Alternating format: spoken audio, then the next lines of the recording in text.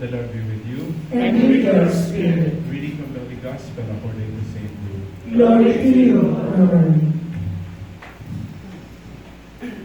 Great crowds were traveling with Jesus, and he turned and addressed them. If anyone comes to me without hating his father and mother, wife and children, brothers and sisters, and even his own life, he cannot be my disciples. Whoever does not carry his own cross and come after me cannot be my disciple. Which of you wishing to construct a tower does not first sit down and calculate the cost to see if there is enough for its completion? Otherwise, after laying the foundation and finding itself unable to finish the work, the onlookers should laugh at him and say, "This one began to build but did not have the resources to finish." Or what king marching into battle would not first sit down and decide whether with 10,000 troops he can successfully oppose another king, advancing upon him with 20,000 troops?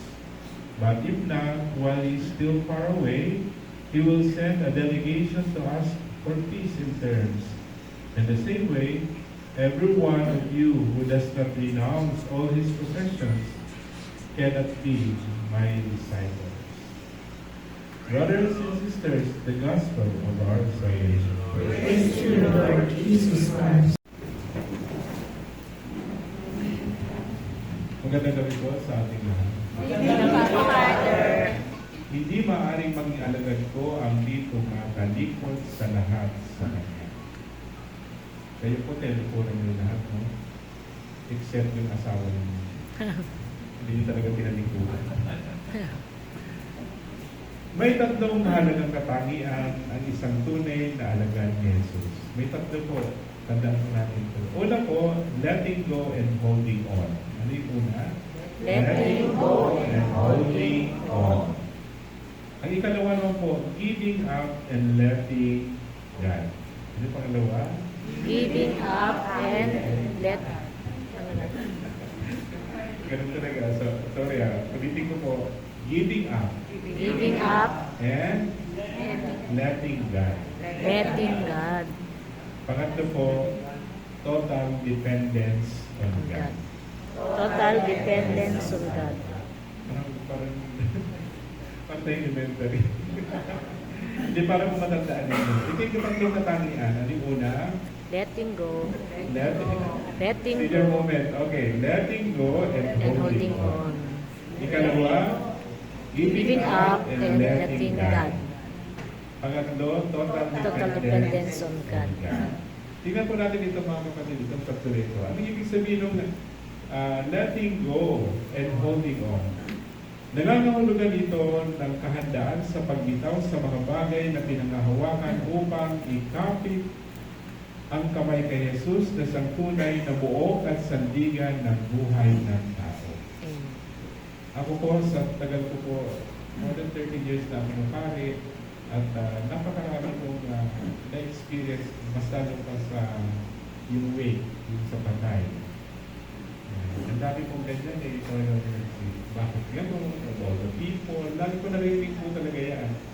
Bakit naman siya pa?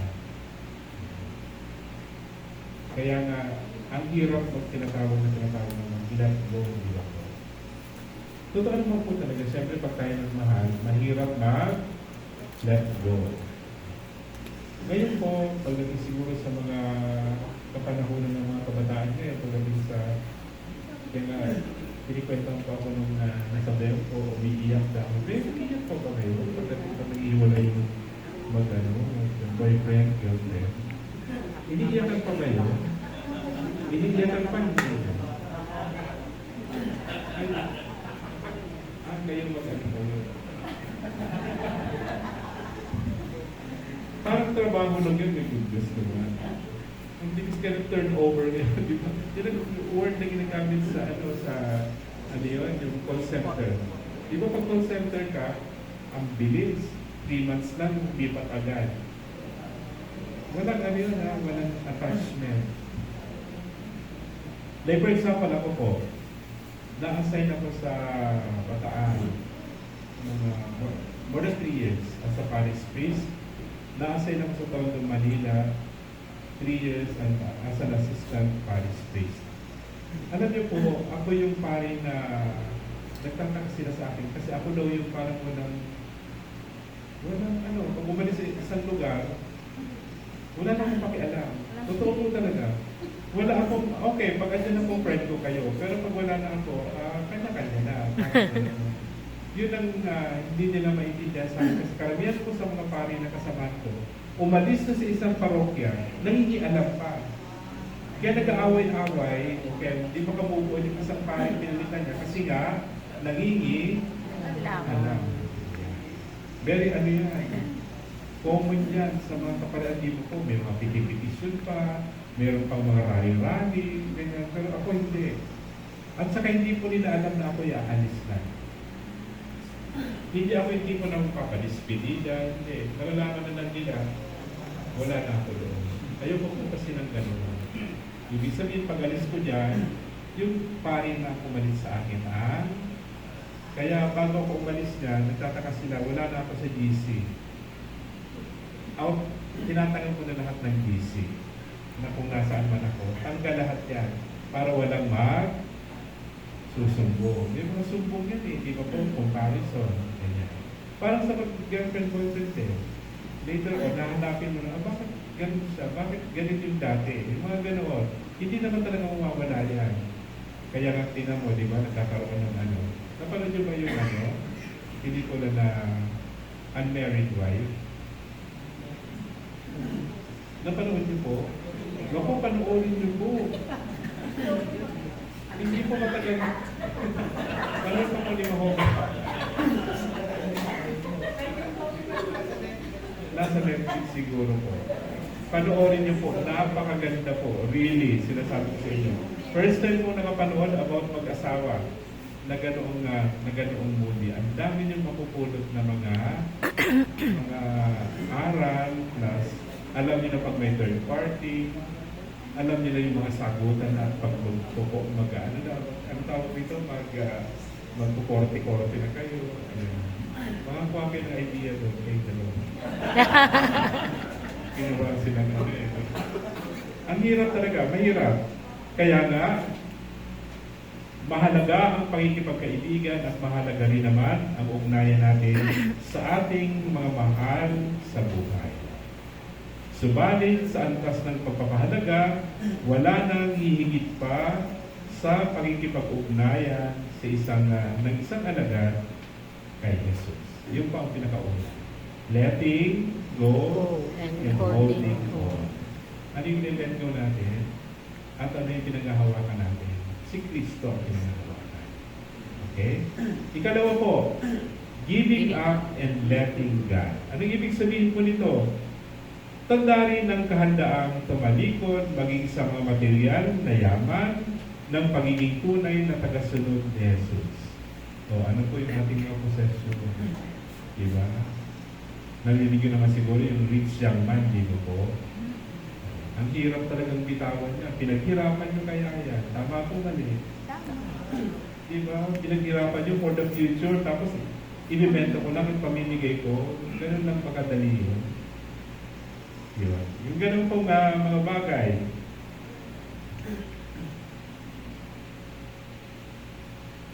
Sabi nga, nangangahulugan ito ng pagpapaubaya ng buhay sa Diyos na kailanman ay hindi magpapabaya kung sa Kanya ay marunong magtiwala. So, kailangan marunong tayong magtiwala. Kumusta naman kayo? Nagtiwala ba kayo sa Diyos? Amen. Amen. Titiwala.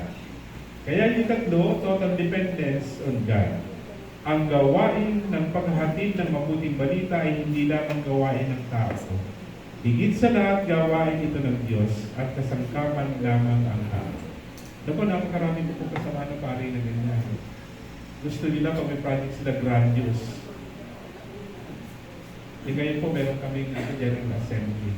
Lahat po ng pare sa buong Pilipinas na andyan ngayon. Na-andyan po sa seminary ngayon.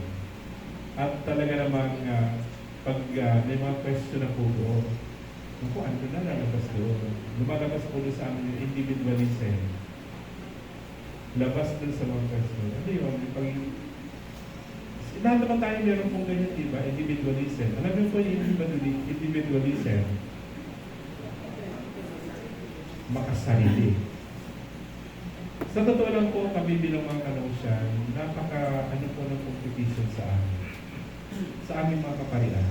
Very visible yung competition. What do I mean competition? Kailangan gawin ng simbahan na yan. Akin yan. Itong scholarship na to sa akin ito. Huwag niyo akong pakikialaman yan. Ganoon.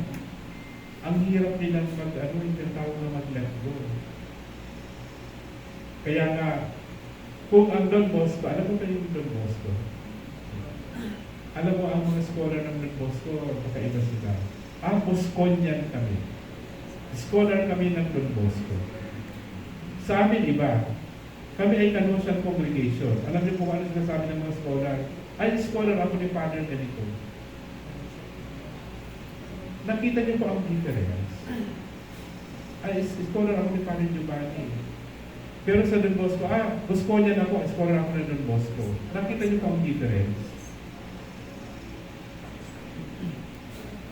Ewan ko lang po dito sa inyo. Ano tawag sa inyo? Anong identity ninyo? O kami Canossian, Don Bosco, Franciscan, Carmelites. Kayo po ano? Ano? Dismission. Ano? Lady. Ano? Dismission. Dismission. Gandaan nyo naman. Magkaroon mo kayo ng afro na parang madaling tandaan, di ba? Yes, ma'am. Parang ano, di ba? Pag sinabing parang ano kaagad na, ano mo kaagad yung, like for example, ano, bida ang sarap. Ano yun? Yung parang ganoon.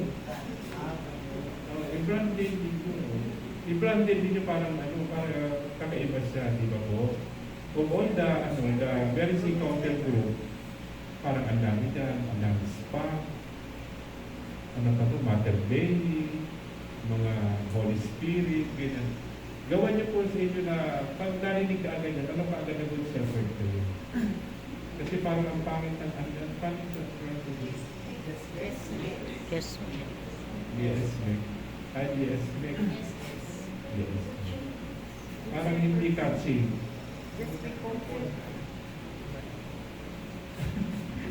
Mag-iisip tuloy sila. Hindi mag-isipan nyo lang. Kayo na po ang mag-isip kung anong namin niya. Okay? Kaya nga, sabi ko kanina, yung total dependence, sometimes, nawawala na sa bawat isa sa atin. Di ba po? Yung parang nag-rely ka lang lagi sa sarili mo. Na parang, akin to. Ako to. Hindi kasali ang Diyos dito sa lahat na ito. Pero anyway, dito naman sa Mary's Encounter, sayang na lang ang pangalan, Good Shepherd. Total dependence siguro kayo po sa Good Shepherd. Sino ba yung Good Shepherd? Jesus. Si Kristo. Hinihingi ni Jesus na lubos na pagtitiwala sa Kanya ng mga nagnanais sumunod sa Kanya. Kaya nga mga kapatid, sabi nga ni Rick Warren, kilala niyo po siya? Yes. The Wow. purpose-driven life. Alam nila, nagbabasa sila. Talaga lang. Congratulations. Anak, kilala niyo siya. The more you believe and trust God, the more limitless your possibilities become for your life. Yan ang sabi ni, saan ito kinuha? Itong word nito. The purpose-driven life ito. Yes or no? Yes. Doon ko ito kinuha. Itong quotation ito. Ulitin ko, the more you believe and trust God, the more limitless your possibilities become for your life. Sabi nga kanina, nag-uusap kami ng sabi ko, okay, huwag kayong mawawala ng pag-asa kasi parang kaunti na lang, ganyan. Nangyari din po yan sa inahawakan ko na isa, Jesus the Great Servant. Parang, pag ako'y nagmimil sa kanila, the same face. Salamat sa Diyos. Nung pumasok yung 70, yung class 70 hanggang 76, nag-aktibo lahat. Kasi naniwala sila. O nung mga aktibo, kita mo, napakarami dapat na ay, dati nasa isang ganito lang yun, nasa isang parokya na sila ngayon. Kasi sobrang dami na ng members. Naniniwala kayo. Amen. Naniniwala kayo na kayo dadami din ng Diyos. Amen. Nasa tao ang luwa, Nasa Diyos ang nasa Diyos awa. ang Awa. awa. So ipag-pray po natin lagi. Hindi lamang po ako, lahat tayo, magbigay tayo ng isang ano, ganun po ang ginawa ko doon eh, magbigay tayo ng isang oras lang everyday. Like for example, kayo po, ano yung pinag-convenience sa inyo, hindi pag-pray ninyo na yung dating mga members, bumalik, na pag nagpaklase kayo, maging fruitful siya, di ba po? Ipadala ng ating banal na Espiritu Santo yung tipuin talaga yung mga tao na dapat ay naririto pagdating po ng Eucharistic celebration. Naandyan naman siya lagi. Siguro may konting kulang na. Hindi kulang ninyo, baka yung sila. Kasi nandito naman kayo lagi. Di ba po? Amen. Amen? Amen. So, sana po ito makita lagi sa atin yung tatlo. Ulitin ko po, ano po yung tatlo? Letting go and holding on. Letting go ng kung ano man yung mga tinatawag natin ng mga problema. Holding on lagi tayo sa Diyos. Giving up. Yan. Giving up. And letting God. And letting God. I-give up natin kay Diyos sa Diyos. Na siya na talaga ang gagawa para sa atin. Amen? Hindi naman kailangan ng grudges eh. Simple prayer lang yan. Simple relationship. Okay na yan. At ang pinakahuli po ay total Dependence on God. dependence on God.